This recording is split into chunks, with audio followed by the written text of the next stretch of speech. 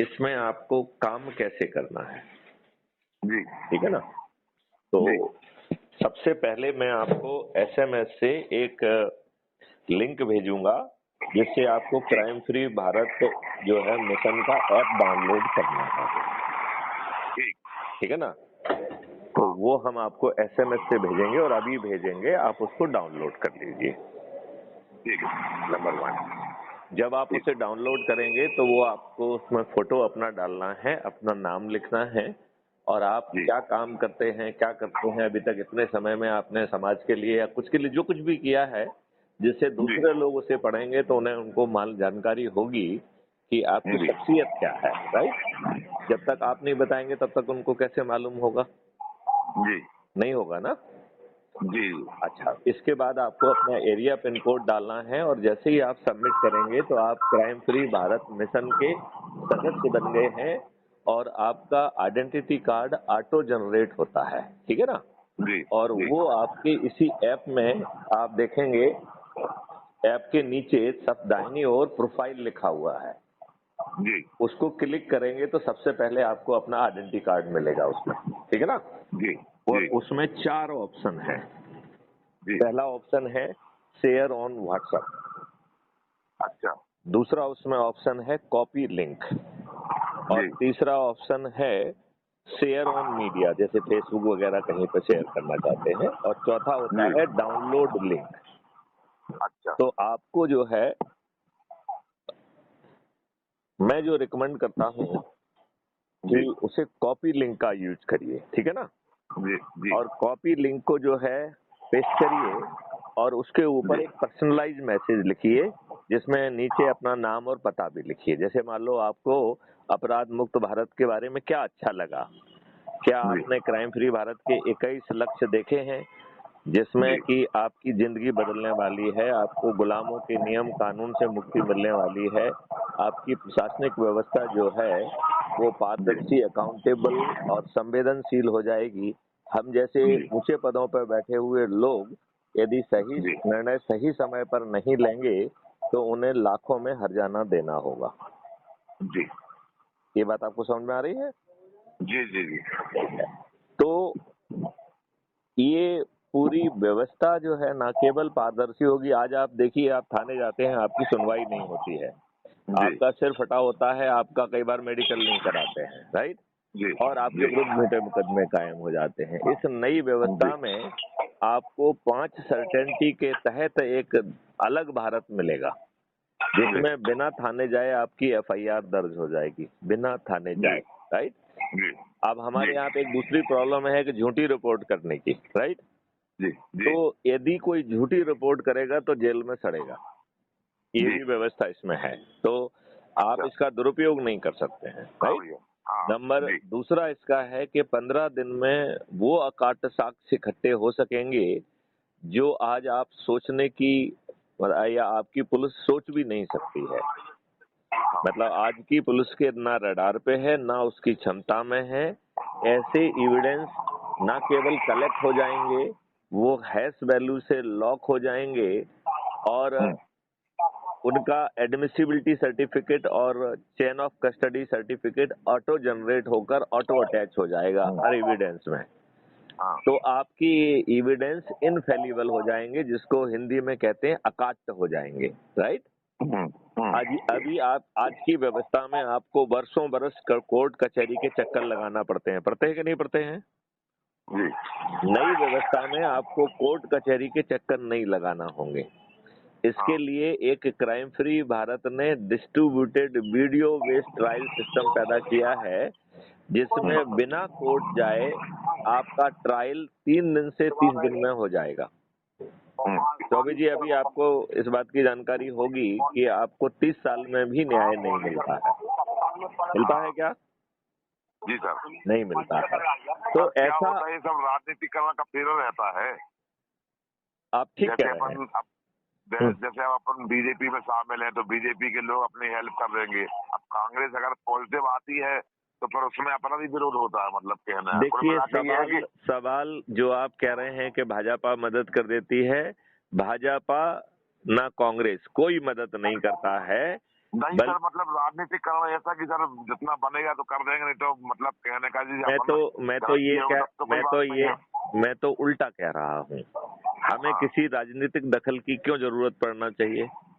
हाँ। ये आपका खुद का कानूनी हक है कि आपके खिलाफ अपराध हुआ है तो नहीं उसका सर।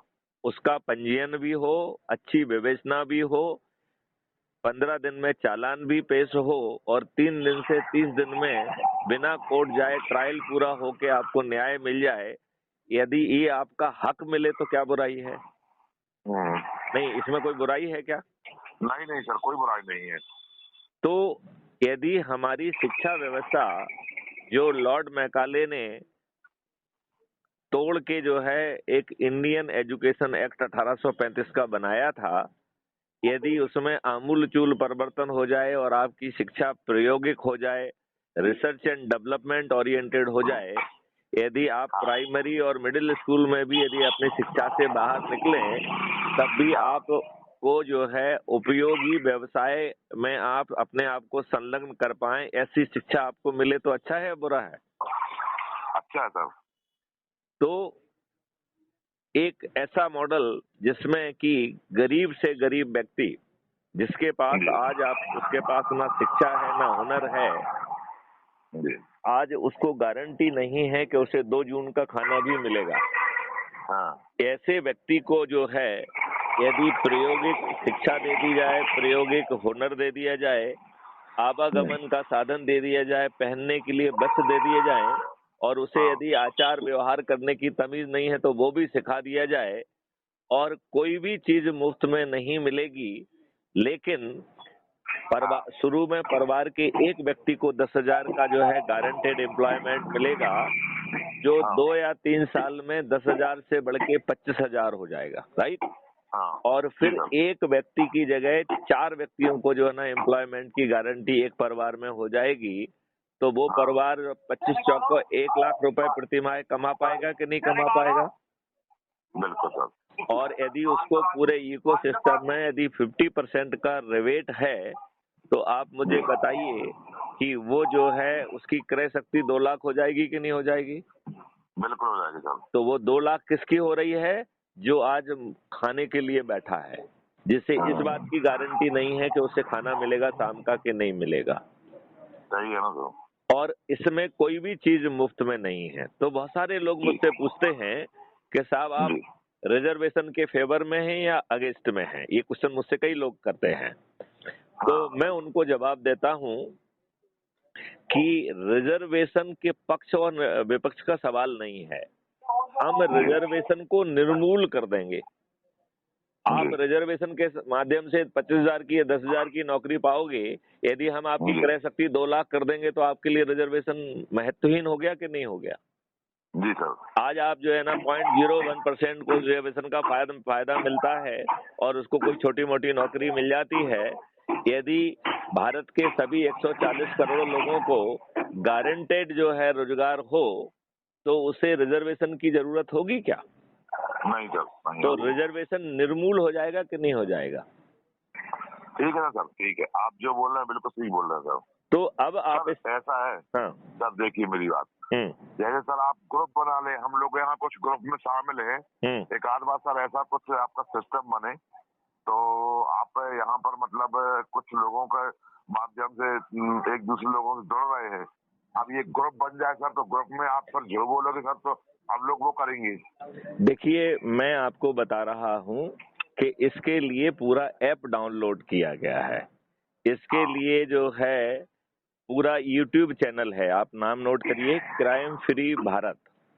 क्राइम फ्री भारत यदि आप यूट्यूब पर जाकर बोलेंगे या लिखेंगे तो आपको हमारी चैनल मिल जाएगी, जिसमें 4,700 से ज्यादा वीडियोज हैं जो ये बता रहे हैं कि आपका भविष्य आप कैसे बदलेंगे। ये ठीक है सर। तो यहाँ तक कह रहे हैं, हमारा जो है मॉडल जो कह रहा है कि पार्टी तंत्र ने प्रजातंत्र की हत्या कर दी है। जी। आज जो है आपका द्वारा चुना हुआ प्रतिनिधि क्या आपको रिप्रेजेंट कर रहा है। सर वो किसी को नहीं करता है। ये सर सब क्या है, कि सर जीतने के बाद आपको तो मालूम है कि सारी स्थितियां बदल जाती है, चाहे वो नेता हो, चाहे कितना भी कोई क्लोज अपने पास में हो। बहुत सुंदर बात कही कि एक बार हमने उसको वोट दे दिया, फिर वो हमारा मालिक बन जाता है। वोट मांगने आता है तो क्या सर, सुनो तो हाँ। घर ही भरते हैं अपने, वो मालिक क्या बनेंगे, घर ही भर लेते हैं। हाँ, घर भर लेते हैं। आपने बिल्कुल सही कहा, वो घर भर लेते हैं और आपका घर खाली कर देते हैं। अरे हमारा वो चाहे ना सर, लेकिन उनका तो भर जाता है। तुम्हारे सर की जो कर रहे हैं अपन लोग वही मिलेगा। आप बिल्कुल ठीक कह रहे हैं। तो इसमें आप ये बताइए मुझे कि जिस व्यक्ति को आपने चुना है वो आपका रिप्रेजेंटेटिव कहलाना चाहिए कि नहीं कहलाना चाहिए?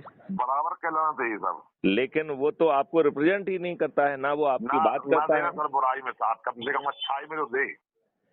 वो आपको रिप्रेजेंट ही नहीं करता है ना, अच्छाई में करता है ना बुराई में करता है। वो अपनी पार्टी को रिप्रेजेंट करता है और पार्टी का बंधुआ मजदूर है वो एक पार्टी व्हिप होती है, आप जानते हैं कि नहीं जानते हैं?